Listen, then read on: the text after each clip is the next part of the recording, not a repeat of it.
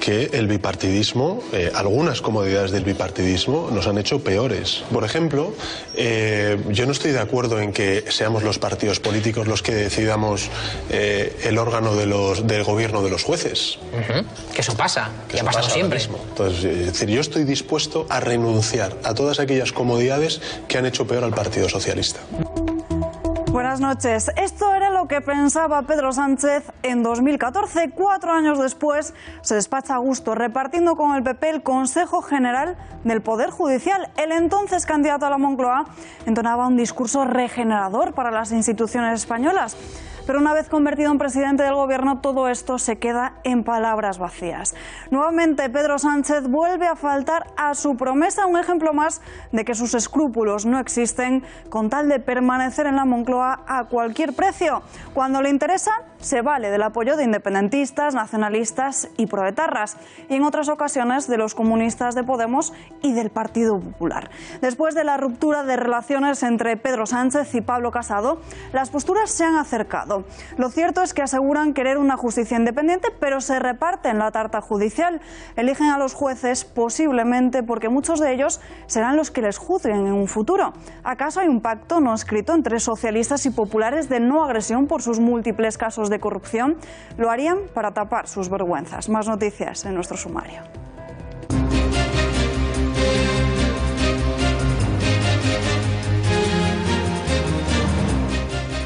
El número 2 de la trama Gürtel, Pablo Casado, se ha sentado en la comisión del Congreso, pero antes nos vamos hacia Jusapol. 316 votos a favor para equiparar para la equiparación salarial, que 22 votos en contra. Desde ayer por la misma noche, una manifestación de Jusapol que ha durado 24 horas.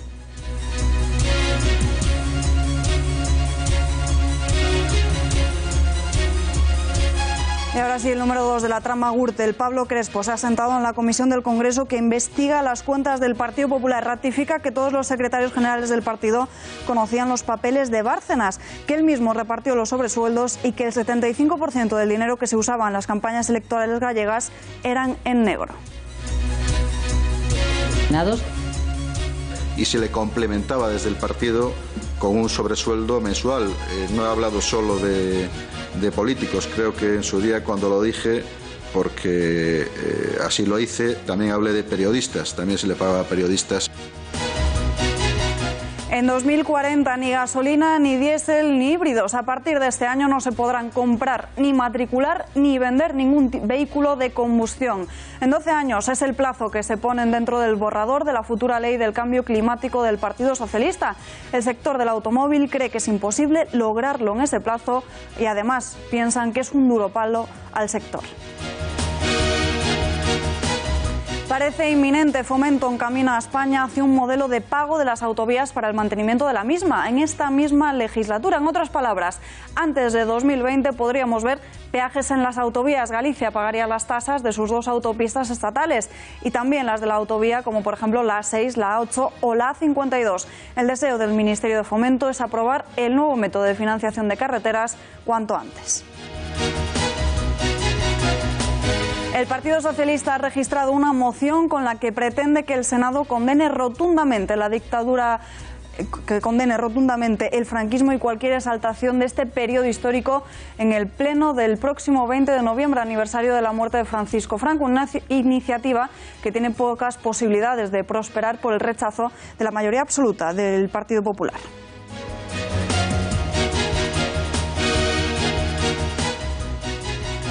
A 6 meses de las elecciones municipales, incendio en Ahora Madrid. La dirección regional que preside Ramón Espinar ha decidido suspender de militancia a sus 6 ediles en el Ayuntamiento de Madrid después de que estos decidiesen no concurrir a las primarias del partido para elaborar la candidatura de los comicios de mayo por discrepancias con el orden de la lista. Anticapitalistas de Madrid han lamentado los últimos acontecimientos en Podemos y se muestran preocupados por actos de la dirección que consideran irresponsables.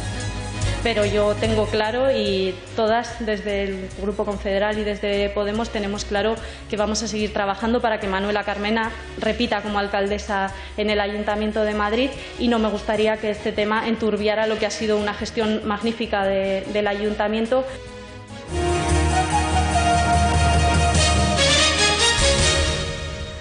Parece que el Ejecutivo quiere dárselas de que tienen casi ya el acuerdo cerrado para los presupuestos. Y es que durante las últimas horas la ministra de Hacienda, María Jesús Montero, ha asegurado que están desarrollando una negociación intensa para sacar adelante el proyecto presupuestario pactado con Podemos y evitar así una demora. La socialista no lo ha dudado, asegura que se estrechó la mano con la formación de Pablo Iglesias y que ahora mismo lo están haciendo con los nacionalistas vascos. En esa misma entrevista que Montero ha concedido a una cadena radiofónica, no ha querido hablar de las aspiraciones del PNV en esta negociación, pero sí ha dejado claro que el cupo vasco no necesita modificaciones hoy en día. También con el PNV, yo siempre que hablamos de negociación de presupuestos soy bastante discreta, porque creo que las negociaciones tienen que tener su marco donde se desarrollan, y por tanto ya hemos cerrado el acuerdo con Podemos, como saben los oyentes. Ahora estamos cerrando ese acuerdo con el Partido Nacionalista Vasco, y a partir de ahí yo espero que a todos aquellos que no se hayan autoexcluido, es decir, que o directamente no se quieren sentar en la mesa o planteen cuestiones que saben que no se pueden discutir al albur de las cuentas públicas, pues que lo piensen, reflexionen.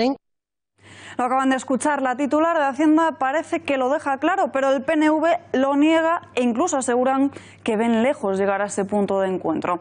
Eso sí, reconocen que efectivamente hay conversaciones entre el Gobierno y nacionalistas, pero que todavía no se ha entrado en mucho más detalle. El presidente del PNV, Andoni Ortúzar, descarta hacerlo porque dice que todavía ni siquiera estas cuentas se han presentado.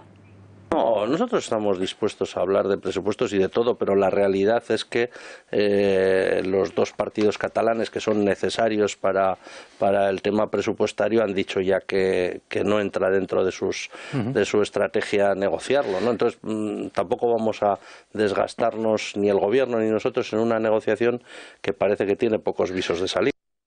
Además del impuesto de actos jurídicos documentados, la banca también va a pagar los gastos notariales derivados de la firma de una hipoteca, como son los de gestoría, notaría y registro. El de tasación lo abonará el cliente. Esta misma mañana los partidos políticos han acordado que la nueva ley hipotecaria establezca que los gastos notariales vinculados a la firma de una hipoteca sean pagados por la banca y que los de tasación sean, como decimos, por el cliente. Será, por tanto, el banco el que pagará los costes de la primera copia del contrato, aunque en caso de que el cliente solicite una copia, deberá pagarlo él. No obstante, quedan muchas dudas por acordar, sobre todo otros asuntos de relevancia, como las comisiones por amortización anticipada, los intereses de demora o la cláusula de vencimiento anticipado de una hipoteca, que permite ejecutar la vivienda según la deuda que haya adquirido el prestatario.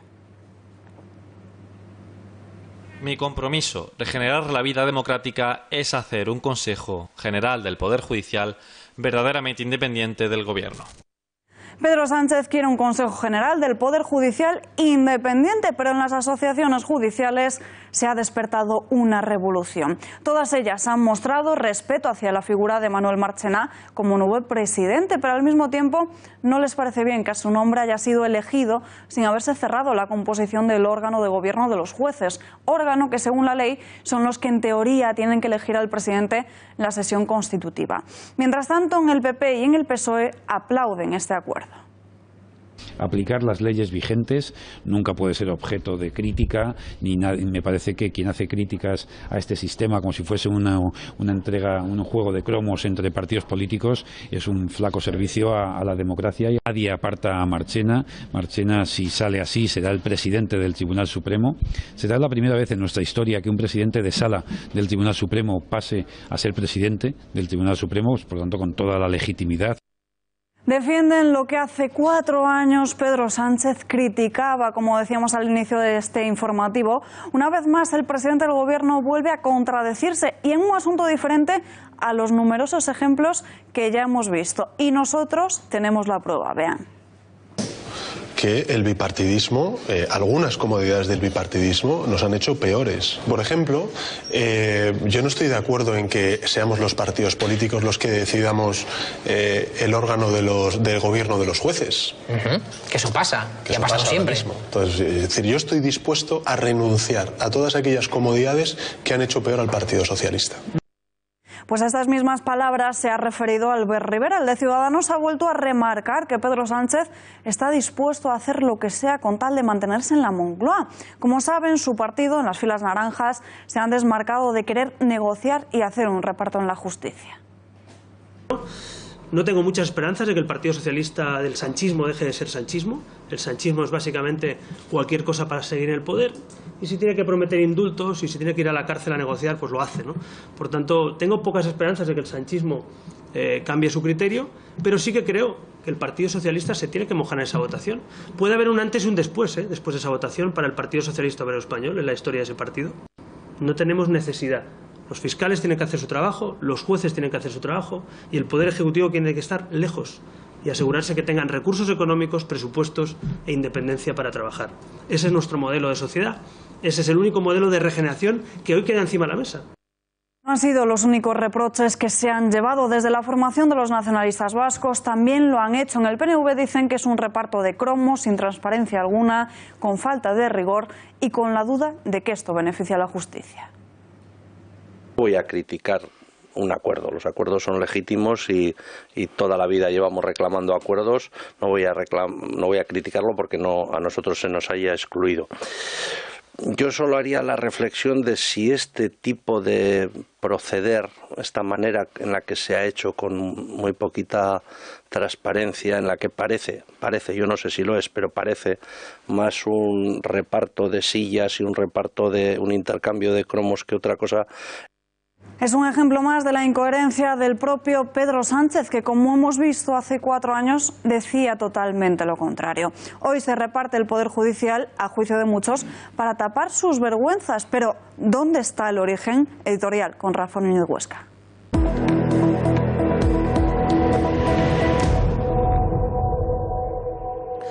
La Constitución de 1978 quiso garantizar la efectiva independencia de los encargados de impartirla, es decir, los jueces y los magistrados.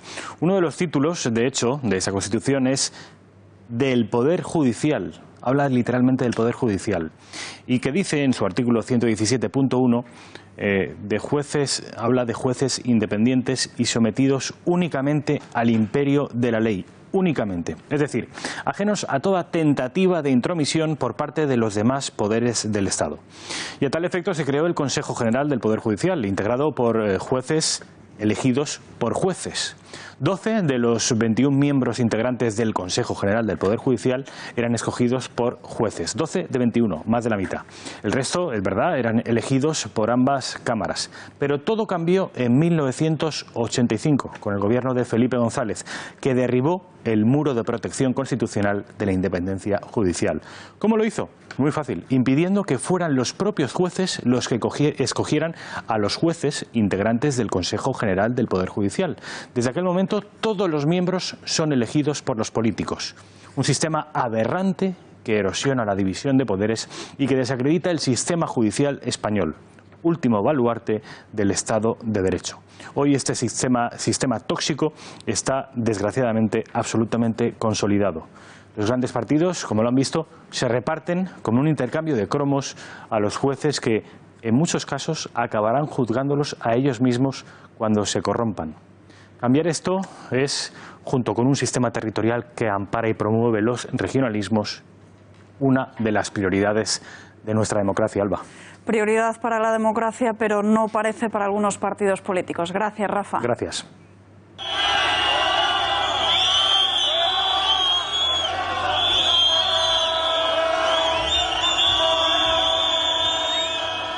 Así despedían ayer los policías de Jusapol a Pedro Sánchez a su salida de un evento en el Hotel Palace de Madrid. Pasadas las 10 de la noche, el presidente del Gobierno abandonaba dicho acto y numerosos agentes aguardaban a que este saliese. Abandonó el lugar entre gritos y pitidos, como están escuchando, ya que consideran que no se ha logrado la equiparación salarial total, a pesar del acuerdo del Ministerio de Interior con la mayoría de sindicatos policiales.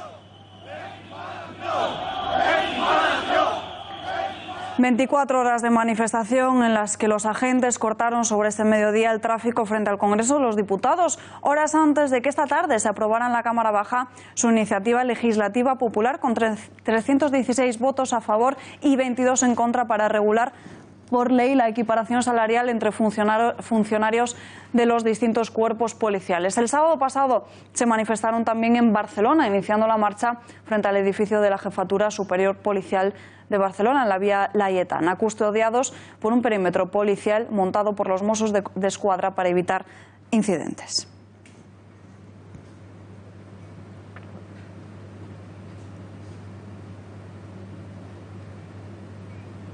Solicitando a todos los diputados que hoy el debate de la iniciativa legislativa popular que presentamos en febrero obren en consecuencia a lo que muchos de ellos hicieron en su día, que fue firmarnos esa ILP, voten a favor y se tome en consideración esta iniciativa legislativa popular, que entendemos que lo que pondría sería una ley para regular ya de una vez por todas esa equiparación y que todas las fuerzas policiales españolas cobren lo mismo, no haya ningún tipo de brecha salarial.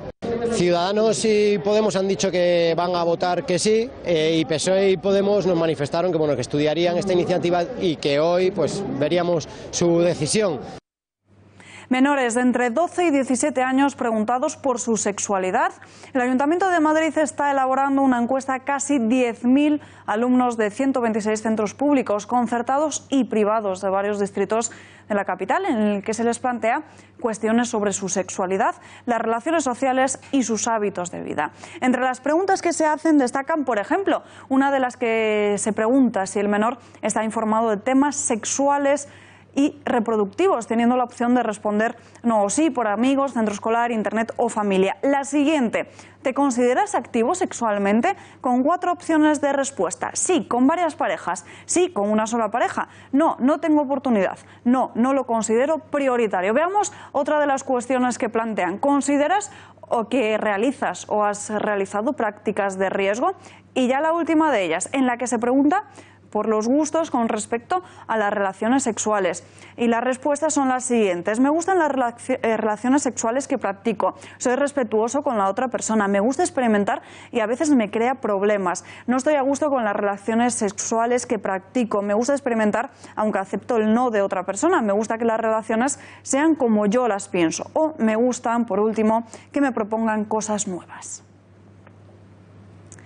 Y seguimos en Madrid, nueva purga de Pablo Iglesias. El secretario general de la formación en la comunidad, Ramón Espinar, a petición de su homólogo en la ciudad, el exgemad Julio Rodríguez, ha expulsado del partido a los concejales que se borraron de las primarias internas. Son 6 concejales, entre los que se encuentra Rita Maestre. Así lo tramitaron ayer por la tarde. Los concejales tomaron esta decisión de borrarse de la lista de las primarias al considerar que se les había relegado a puestos muy bajos, tal y como ha adelantado el diario El Mundo. Y parece, según las últimas informaciones, que los chats de WhatsApp de Podemos sale humo. Apuntan en ellos a que se está intentando imponer a un equipo. Y desde Podemos entienden que es lo más respetable del mundo que cada uno quiera tener a personas de su confianza en sus círculos, pero aseguran que en el partido el proceso pasa por unas primarias. Creo que básicamente lo que ha hecho Podemos Madrid es formalizar una decisión que tomaron algunas personas que decidieron no presentarse a las primarias de Podemos. Simplemente han formalizado una decisión que tomaron estas personas. A mí me apena porque creo que las primarias son quizás uno de los mayores éxitos democráticos que ha tenido Podemos.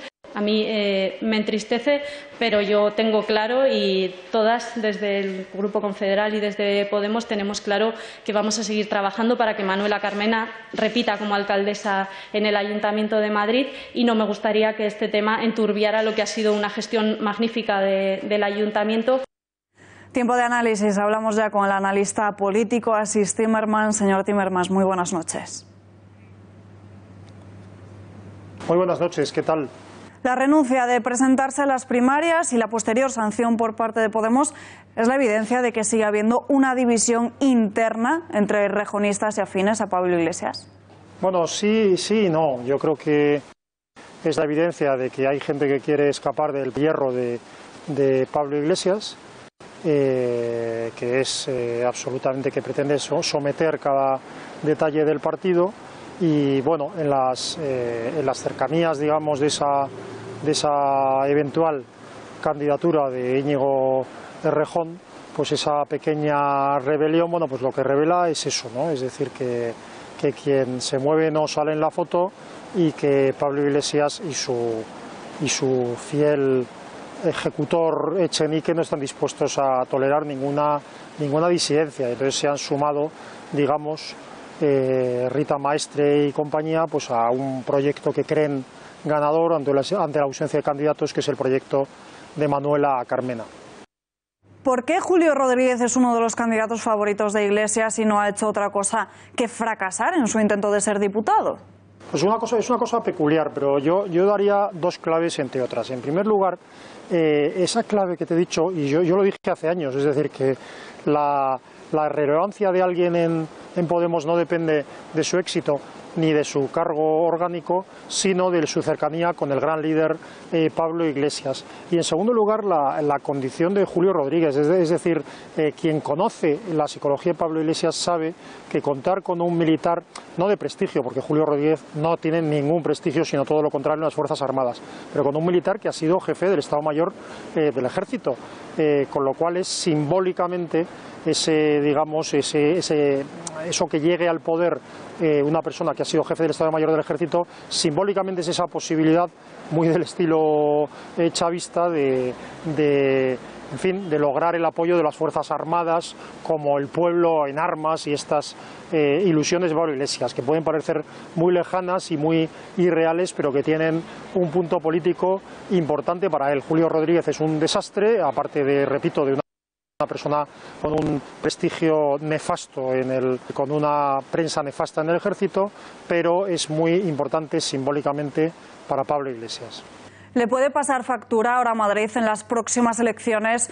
¿Tiene ahora Manuela Carmena menos posibilidades de seguir en la alcaldía? No lo sé, yo creo que habrá un toque de silbato porque desde el principio, de alguna manera, los de Pablo Iglesias sí quisieron el sacrificar el poder en Madrid. Quiero decir que de alguna manera Manuela Carmena se les iba de las manos, no era una persona que estuviera bajo su estricta disciplina, pero sacarle partido, digamos, publicitario a su labor. Entonces no creo que crear un conflicto, no creo que quieran, y yo creo que es más importante para ellos una victoria de Carmena, aunque no sea una victoria de Podemos, que el tema de dominar la candidatura de Carmena. Ese es mi análisis, pero pronto lo veremos, desde luego. Yo creo que Carmena las posibilidades de Carmena dependen, entre otras cosas, de la rapidez y eficacia con la que se organice la oposición, cosa que no está haciendo en este momento.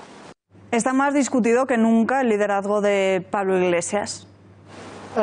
Sí y no. Es decir, Pablo Iglesias, de alguna manera, sí, para los que le conocíamos, en fin, sabíamos quién era, que es una persona autoritaria con un proyecto totalitario que no tiene ninguna moral y ninguna ética otra que la de conseguir el poder para imponer esa dictadura por él admirada, pero sin embargo lo que sí es verdad es que dentro del propio Podemos se ha quitado mucho la careta a Pablo Iglesias. Es decir, Pablo Iglesias es capaz de cualquier cosa, y muchos que hasta hace muy poco eran antisistema, pues ven como el gran líder pacta, pues no sé, cosas como la composición del Consejo General del Poder Judicial, etcétera, ¿no? Entonces, el liderazgo interno de Pablo Iglesias, por una parte sí está discutido o sí hay un desencanto, pero por otra parte están entusiasmados porque el poder real que un grupo con una cúpula absolutamente antisistema como es Podemos, el poder real que están ejerciendo en la sociedad española es una cosa alarmante, gravísima y que verdaderamente no tiene casi precedentes en Europa occidental. Es decir, que una gente como Podemos si supieran lo que es en otros lugares, se llevarían las manos a la cabeza. Que una gente como Pablo Iglesias, Echenique y Monedero tengan un poder tal sobre el gobierno de Sánchez es una cosa alarmante, peligrosa y casi diría que puede ser trágica para España. Asís Timmermans, gracias y muy buenas noches. Muy buenas noches y muchísimas gracias a ustedes. Si hay algo que está claro es que todo lo que hace Santiago Abascal no pasa desapercibido para nadie.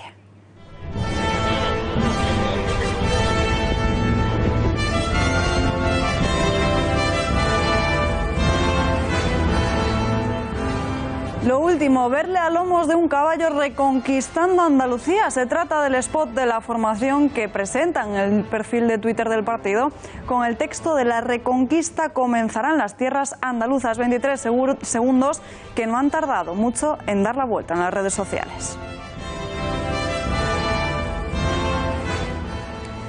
En la comisión del Congreso que investiga la presunta financiación irregular del PP, los comparecientes acostumbran a negarlo todo, pero hoy las cosas han cambiado con Pablo Crespo. El que fuera secretario de organización del Partido Popular Gallego lo ha reconocido todo, repartía a diestro y siniestro. María Matos, cuéntanos.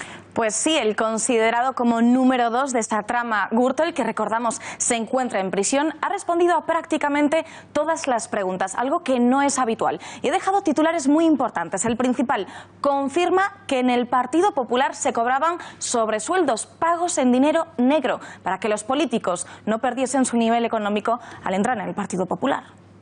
Y no he hablado concretamente de sobres, he hablado de sobresueldos. Y en el caso concreto del Partido Popular de Galicia eran a personas que por razón de su cargo perdían dinero al pasar a ejercer actividad política y se le complementaba desde el partido con un sobresueldo mensual. Una contabilidad paralela de la que estaban al tanto los secretarios generales del partido, es decir, que todos conocían los papeles de Bárcenas, como él dice. Que todos los secretarios generales del PP conocían la actividad que llevaba el señor Bárcenas. Creo recordar haber dicho eso.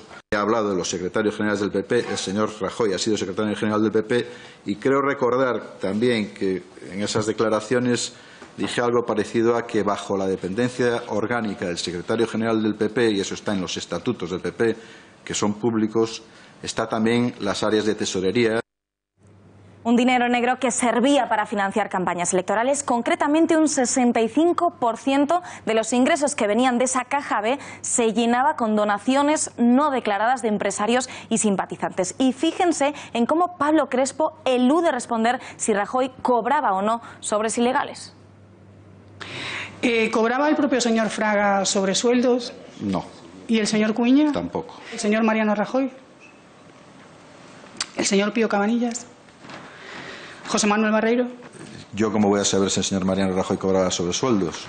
¿Lo niega o lo afirma ahora o vuelve a repetir el silencio? Yo nunca le he pagado al señor Mariano Rajoy. Yo no he manifestado tal cosa. Nunca. Ni yo he tenido conocimiento de que el señor Mariano Rajoy haya cobrado ningún sobresueldo. Bueno, pero a quien sí nombra directamente, de hecho le acusa de ser el organizador de la trama Gürtel, es a Alfredo Pérez Rubalcaba. Dice que él, junto a las cloacas del Estado, fueron los encargados de sacar a la luz la trama Gürtel. La causa llamada Gürtel es una causa, como se demostrará en su día, espero que pronto, organizada por el señor Rubalcaba y sus amiguetes de la policía. Eso que se llama ahora las cloacas del Estado, que tiene sus integrantes, sus ninfas, tiene su gente. Entonces, entienda que me sienta como fosfatina, porque cuando el peso de la policía, la fiscalía y la justicia cae todo sobre un mismo sitio, somos como una especie de un pequeño trozo entre el yunque y el martillo. Para resumir, confirma algo que ya sabíamos, esos sobresueldos del Partido Popular, y muy importante, nos quedamos con esa acusación a Pérez Rubalcaba. Pues María Matos, gracias, buenas noches. Y tiempo de análisis, y para ello tenemos conexión en directo con el abogado de Pablo Crespo, con Miguel Durán, de Durán Abogados. Señor Durán, muy buenas noches, un placer saludarle. Igualmente. Pablo Crespo ha dicho que los enemigos del PP están en su propia casa, es decir, dentro del partido. ¿A quién se refiere exactamente? no sé en quién estaría pensando él. La frase, creo recordar que más literalmente ha dicho: los adversarios están fuera y los enemigos están dentro, pero no lo ha referido al PP solo. Yo creo que era una frase que se refería más al conjunto de los partidos, porque cuando hay defenestraciones, pues normalmente se producen, no siempre, pero muchas veces se producen en función de luchas internas y ese tipo de cosas. Yo creo que él se ha querido referir a eso. Más declaraciones curiosas. ¿Qué ha querido decir Crespo con eso de que cada palo aguante su vela? Pues yo creo que en este caso, tengo la firme convicción de que él en ese momento se ha acordado de una frase, de esa misma frase dicha por la señora de Cospedal cuando se refería a Luis Bárcenas en aquellos momentos en que se estaban produciendo las controversias más cruentas entre el señor Bárcenas y ella, ¿no? Entonces Pablo, yo creo que ha hecho un homenaje al recuerdo de la señora Cospedal en ese sentido, me parece a mí, ¿eh? Una vez más, en este caso, su cliente ha señalado que los secretarios generales populares conocían las prácticas irregulares de los sobresueldos. ¿En qué lugar queda con esto la figura del expresidente Mariano Rajoy? Yo propiamente no lo sé, porque él también ha dicho que que los secretarios generales tenían un conocimiento de globalidad, que no necesariamente descendían al detalle. Pero yo creo, en mi opinión, no lo he hablado después con Pablo, aunque le he visto un ratito en una habitación de allí del Congreso de los Diputados. Yo creo que lo que él venía a querer decir es que los secretarios generales sí que conocían pues que en el seno del partido había donativos y que los secretarios generales, por tanto, sin necesidad de conocer la cuantía ni siquiera la identidad de los donantes, sí sabían que existía esa financiación. Cuando le han preguntado específicamente si Rajoy también lo sabía, bueno, él ha dicho que no lo puede afirmar, pero, en fin, ha dejado claro que en lo que a él se refería, él como secretario de organización, pues él sí lo conocía, eso lo ha dicho. Pero, en fin, también ha hecho referencia a que esto no es una característica exclusiva del Partido Popular, sino que ha venido siendo simiente o semilla en todos los partidos. Miguel Durán, muchas gracias por estar con nosotros en directo. Muy buenas noches. Buenas noches. La semana pasada les contábamos cómo se desplegó un operativo policial para conseguir rescatar unos documentos con información sensible de María Dolores de Cospedal, de Javier Arenas y de Soraya Sáenz de Santamaría. En el Partido Popular se pensaban que Luis Bárcenas se los pudo haber llevado de Génova 13 y por eso encargaron al comisario Villarejo y a García Castaño hacerse con esos archivos y eliminarlos. Los hicieron a través del chofer de Bárcenas, sobornándole, tal y como contaba en su momento OK Diario. Hoy hemos conocido que estos documentos no se eliminaron tal y como se solicitó y que incluso grabó también Villarejo a García Castaño como muestra de fidelidad. Y nos vamos en directo hasta la redacción de lamoncloa.com para analizarlo. Tenemos conexión con su director, Joaquín Vidal. Joaquín, muy buenas noches. ¿Qué tal? Buenas noches. ¿Por qué Villarejo no eliminó esa información sensible de Cospedal, Arenas y de Santamaría? ¿Acaso tenía un interés especial por debilitar al PP? Bueno, no sabemos muy bien el interés real que tenía Villarejo en todo este asunto, ¿no? Lo que parece claro es que era un coleccionista de todo tipo de grabaciones y de material, pues mucho más si es material sensible, quizás para su seguridad, quizás para utilizarlo como alguna forma de extorsión en el futuro, es su patrimonio, es la inteligencia, la cantidad de información que ha conseguido de asuntos sensibles y de personalidades sensibles de nuestro país. Esta información, que son facturas, diferentes documentos, ¿a quién de los tres populares haría más daño? ¿A Cospedal, a Javier Arenas o a Santamaría? Bueno, eso es una respuesta muy difícil de responder, ¿no? Es una pregunta muy difícil de responder, perdón, una pregunta difícil. Bueno, Javier Arenas estaba muy señalado por la secretaria general entonces del Partido Popular, Dolores de Cospedal. Si hablamos del funcionamiento del Partido Popular, Javier Arenas había sido secretario general, Dolores de Cospedal era secretaria general y Soraya estaba más en la gestión de gobierno, ¿no? Entonces, yo creo que en aquella época había una enorme sospecha sobre Javier Arenas, estuvo en el punto de mira incluso de los cuerpos de seguridad del Estado y bueno, es muy difícil evaluar quién puede temer más al temible Villarejo. Todos estos documentos que el PP quería hacer desaparecer del mapa, entendemos que están en manos del juez, ¿no? ¿O acaso se eliminó alguno? No creemos que esté en manos del juez, no sabemos realmente si está en manos del juez, porque la mayor parte del archivo de Villarejo, del colosal archivo de Villarejo, está todavía codificado y no se ha podido descodificar, ni siquiera por los expertos de CNI. Y lo que sí sabemos es que ese material Villarejo se lo quedó y que en este momento quien se guardó una copia, o quien tenía una copia, era Enrique García Castaño, alias El Gordo, que era el jefe de la UKO, la Unidad de Servicios de Apoyo para la Policía, quien se encargaba de las cuestiones técnicos de seguimientos, escuchas, etcétera. Él se quedó, según la información que hemos leído nuestros compañeros de Diario, se quedó con una copia de todo ello. Lo que no sabemos es qué parte de todo esto está judicializada, qué parte tiene el juez, no tiene el juez. El juez ha pedido levantar el secreto de sumario porque considera que no es necesario, que el conocimiento del sumario no provocaría ni destrucción de pruebas ni ningún tipo de problema para la seguridad del Estado ni para la seguridad de nadie y bueno, están discutiendo si se puede levantar el secreto o no. Hay grabaciones que acrediten toda esta operación policial desplegada para tapar los trapos sucios de los populares. Las grabaciones a las que nosotros hemos tenido acceso corresponden a 2 meses en la vida de Cospedal, López del Hierro y Villarejo. Lo que parece claro por esto es que los encargos a Villarejo se extendieron a más cuestiones. Y lo que nosotros sí sabemos es que Cospedal y Villarejo mantuvieron trato a lo largo de los años. Parece claro que esto es un encargo que le hace el Partido Popular a Villarejo, colocar un topo a Bárcenas para poderse hacer con documentos secretos. No tenemos la constancia en grabaciones, tenemos la constancia de que Cospedal tenía intención de trabajar con Villarejo y hacerle encargos puntuales y que además esos encargos se los querían pagar. Joaquín Vidal, gracias por estar con nosotros en directo. Muy buenas noches. Es un placer. Muy buenas noches a todos. Se lo contábamos ayer, 15 magrebíes indocumentados agredían a una joven y también apuñalaban a su pareja en la localidad barcelonesa de Santa Coloma de Gramenet. Pues hoy mismo en el ayuntamiento de esa localidad se han llevado a cabo 2 manifestaciones, una de ellas de Plataforma por Cataluña, en la que pedían la expulsión de esos indocumentados, y también se han vivido muchos momentos de tensión porque había otra manifestación contraprogramada por los vecinos del ayuntamiento. De esos 15 agresores, supuestos agresores, 5 han pasado, están ahora mismo en prisión sin fianza y están a la espera de que pasen a disposición judicial, y otros 8 han quedado en libertad a la espera de ser denunciados.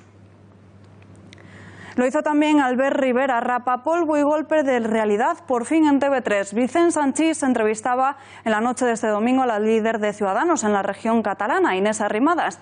La entrevista acabó centrándose en el debate sobre la calidad de la televisión pública. Una Inés Arrimadas sin pelos en la lengua. És una part de la maquinària de conceptes nacionalistes, i a mi em fa molta pena que la televisió de tots els catalans contribueixi a dir que aquests senyors són exiliats a l'hora d'informar, no a l'hora d'opinar, que d'opinar, evidentment, hi ha molta gent al carrer que ho pensa i aquí ho podria explicar. També pensa vostè, per tant, que Televisió de Catalunya menteix, com va dir Albert Rivera l'altre dia en aquest plató? Jo crec que es menteix moltes vegades, es diuen moltes mentides aquí. El Pleno del Congreso ha debatido este martes una proposición de ley del Partido Popular para evitar la exhibición en espacios públicos de símbolos excluyentes como lazos amarillos o esteladas. Lo ha seguido minuto a minuto nuestra compañera Miriam Olivas. Nos vamos en directo hasta la redacción de informativos. Muy buenas noches, Miriam. ¿Qué es lo que ha sucedido? Buenas noches, Salva. Así es, esta tarde se votaba en el Congreso la Ley de Símbolos, una de las primeras iniciativas del Partido Popular de Pablo Casado. Es una proposición de ley que tenía como objetivo 2 cosas: la protección de los símbolos nacionales, incluidos el rey y también la bandera nacional, y la neutralización del ámbito público. Va dirigida a los cargos públicos a los funcionarios, desde maestros hasta médicos, que podrían ser sancionados si llevaran el lazo amarillo o si incluso no retiraran esteladas o símbolos políticos que estuvieran en este espacio público. A los cargos públicos, pero no a los políticos, ya que cuentan con inviolabilidad. Dolors Montserrat ha hablado esta tarde en el Pleno y ha defendido así esta propuesta. Nos asfixian, nos hacen el vacío social y también económico y cultural. Y este es un ejemplo. Este es la playa de todos, de Llafranc. Esto es Llafranc, señor Tardà. Miren estas fotos. Y esto es la plaza pública del Mercat de Vic.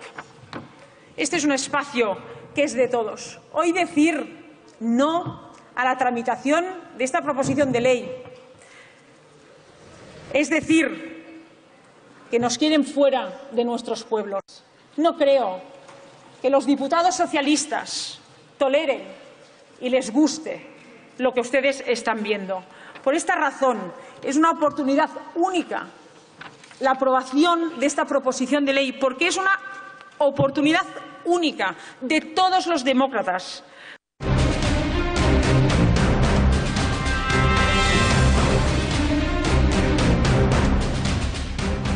Abrimos ya nuestra habitual sección del Mundo en Guerra con Bruno Navarro, militar en excedencia y analista en seguridad y defensa. Bruno, muy buenas noches. Buenas noches, Alba. Bueno, justamente 3 años después de la masacre en la sala Bataclan, Francia reconoce que se están produciendo casos de radicalización islamista en la propia policía. ¿Puede esto favorecer a la preparación de atentados? Pues naturalmente, las fuerzas policiales, el ministro se refería concretamente a la policía y a la gendarmería, y además incluso hablaba de que se habían dado casos de islamización, alertas de radicalización islamista en personas que tenían bajo su responsabilidad la protección de altos dignatarios del país. Bueno, la policía tiene las 4 mejores cosas para ser los mayores terroristas del mundo, ¿no? Tienen la mayor, mejor y más actualizada información de seguridad sobre el objetivo que quieren batir y la seguridad que protege ese objetivo, ¿no? Tienen la oportunidad, puesto que ya han pasado esos controles de seguridad, nadie sospecha de ellos, o incluso son los que están dando esa protección. Recordemos el asesinato del embajador ruso en Turquía por parte precisamente de uno de sus escoltas que había proporcionado Turquía. Tienen también las armas necesarias para provocar el atentado y el conocimiento, la aptitud para poder usarlas, el entrenamiento para ello, con lo cual es gravísimo que se den estos casos de radicalización dentro de la policía y que si bien están actuando sobre ellos no van a hacer sino crecer con el tiempo y bueno, las posibilidades de un atentado masivo, precisamente por ser obra de policías, es para tener en cuenta. ¿Qué cosas ha hecho bien Francia desde entonces para detectar el terrorismo yihadista, islamista? Bueno, ha mejorado enormemente sus capacidades de inteligencia, no tanto en hombres como en material, de todos los servicios, de los diversos servicios de inteligencia de que dispone. Ha mejorado también la coordinación policial internacional, esa aparente falta de comunicación que había, a pesar de Interpol y a pesar de los acuerdos bilaterales, pues no era excelente y bueno, ahora está en bastante mejor estado.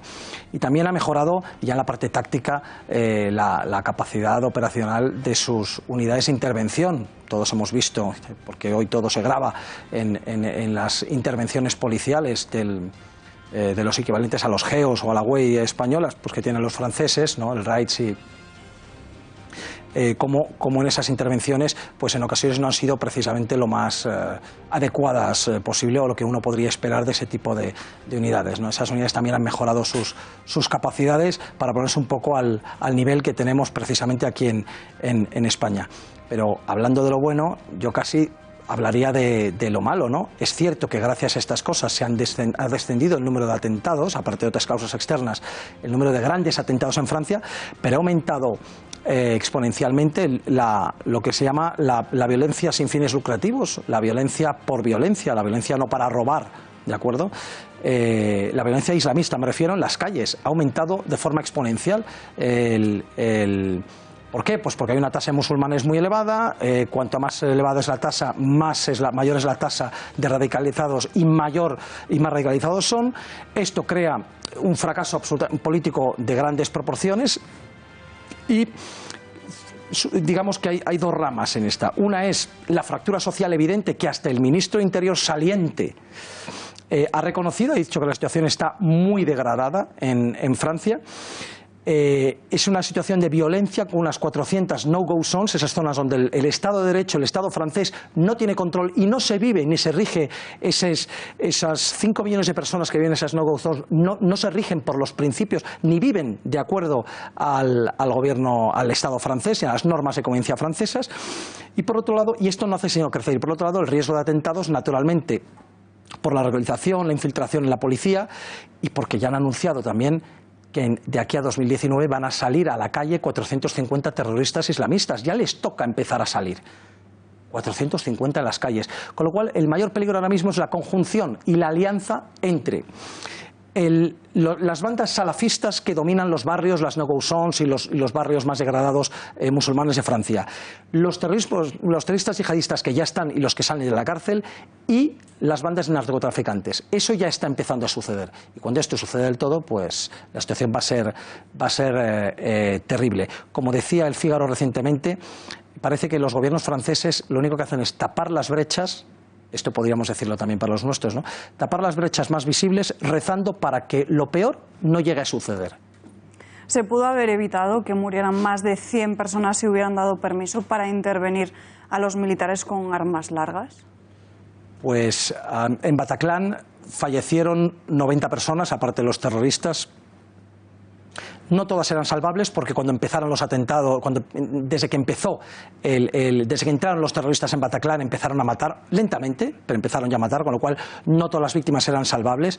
Pero fue un asedio que duró 2 horas 40 minutos. 2 horas 40 minutos y en los primeros minutos se presentaron 6 militares de la operación Centinela, que es esa operación que todos hemos visto muchas veces por televisión, que son militares patrullando las calles o por lo menos los lugares más emblemáticos o potencialmente susceptibles de ser atacados por un terrorista, los patrullan junto a policías o gendarmes, ¿de acuerdo? Es decir, siempre bajo el poder de la autoridad civil. Pues 6 de estos estaban relativamente cerca y acudieron inmediatamente al lugar. Tenían armas largas, armas automáticas que podían haber sido utilizadas.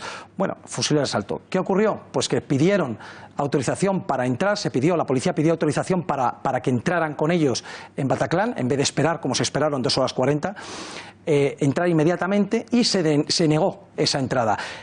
Y luego algunos policías ya tremendamente desesperados solicitaron al menos que les permitieran, que les prestaran esas armas para entrar ellos en el recinto y también se les prohibió. Con lo cual, la pregunta es, desde luego se habrían salvado vidas. ¿Cuántas? Hasta esas 90, no lo sé, pero se habrían salvado bastantes vidas.